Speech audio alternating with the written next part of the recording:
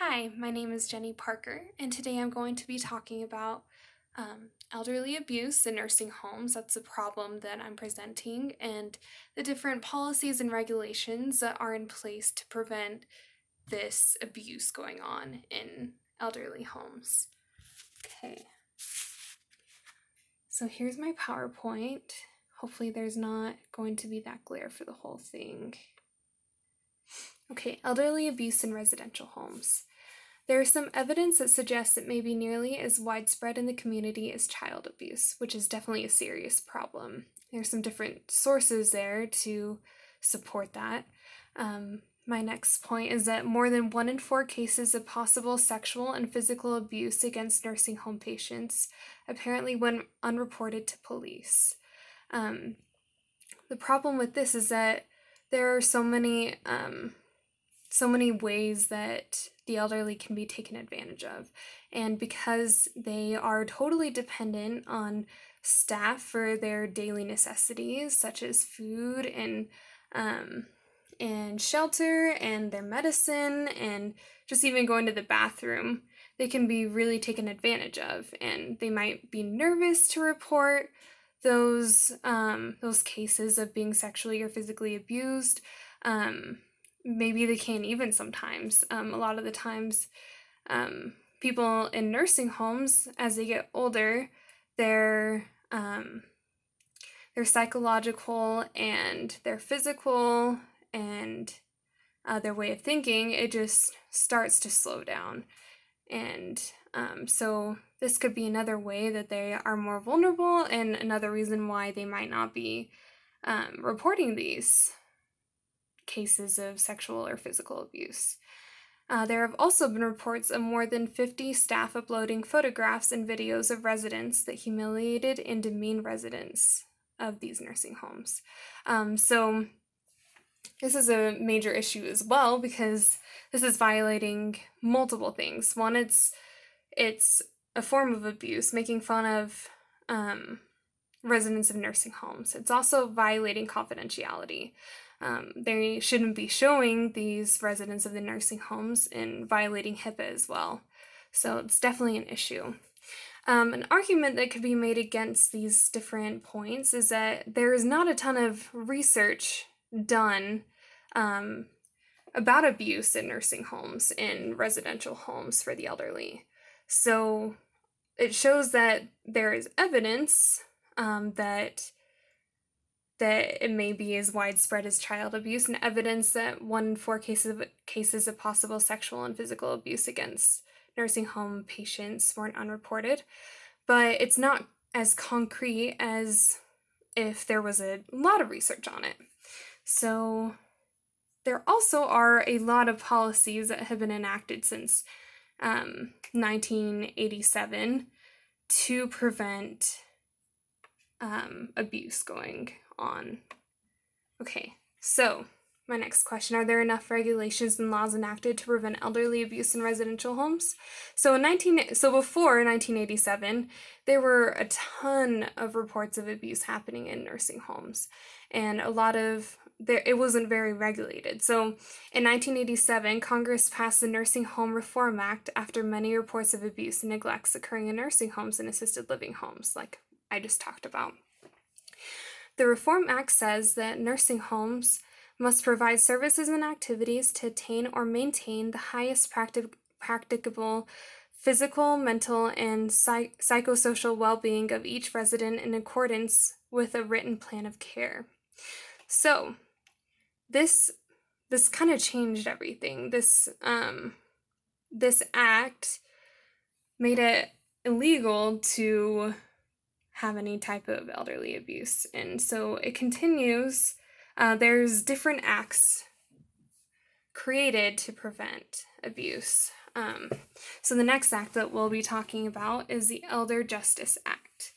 This is an important law that allocated more funding and resources towards preventing and prosecuting instances of elder abuse. So hopefully this would be widespread enough to prevent cases of staff abusing residents. The Older Americans Act was created in 1965 and reauthorized in 2016. It helps define elder abuse and allocates federal funds to the National Center of Elder Abuse and other awareness programs. One of the problems with this is that even though it raises awareness, there isn't as much money now these days for them to keep doing this, or to keep funding services. Okay, so the next one is the Violence Against Women Act. The focus of this act is on domestic abuse cases, particularly those that cross state, tribal, or federal boundaries. The act allocates millions of dollars each year to helpful programs for women, including special services for those over the age of 50. So this one helps, especially targeting women over the age of 50, which is super helpful, because a lot of these abuse cases could be geared women. I mean, not in every case, but they are targeted more often than. I mean, there are many cases of men being abused as well, but there are more cases of women being reported that they are being abused. So the next one is the Notification and Federal Employee Anti-Discrimination and Retaliation Act, which is more commonly known as the No Fear Act.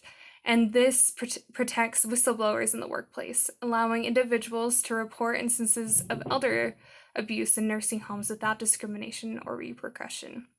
So this act is it's enacted it's enacted for cases like what we were talking about before, how 1 in 4, it shows that 1 in 4 people, 1 in 4 elderly, they are not reporting abuse that's occurring. And so this is preventing from any repercussion from happening.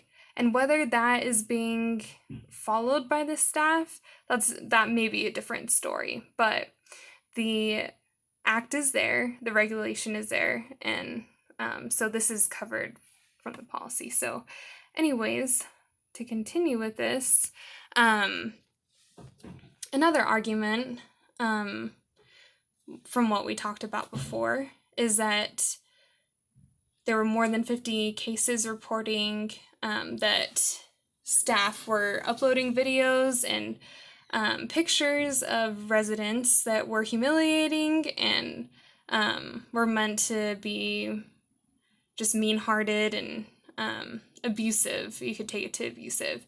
And so to fight back on that, the Centers for Medicare and Medicaid Services, CMS, issued a statement instructing state survey agencies to begin requesting and examining nursing home policies concerning social media as they relate to prohibition against resident abuse, staff training on abuse prevention, and appropriate facility responses to reports of abuse. So this was fighting back against the people who had been uploading, sorry, that got a little blurry, that had been uploading these videos and pictures of residents.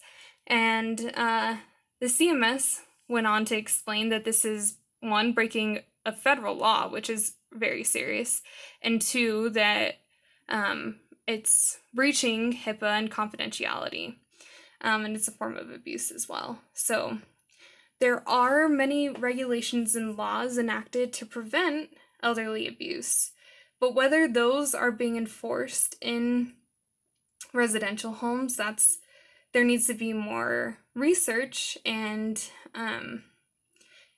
I think that there maybe could be more enforcement in those nursing homes, but again, there needs to be more research to support that. So that's the argument against maybe there are enough regulations and laws that are being enforced in nursing homes, and there needs to be more research done to do that. So anyways, that is my presentation. I've enjoyed talking about that with you guys. I hope you have a great day.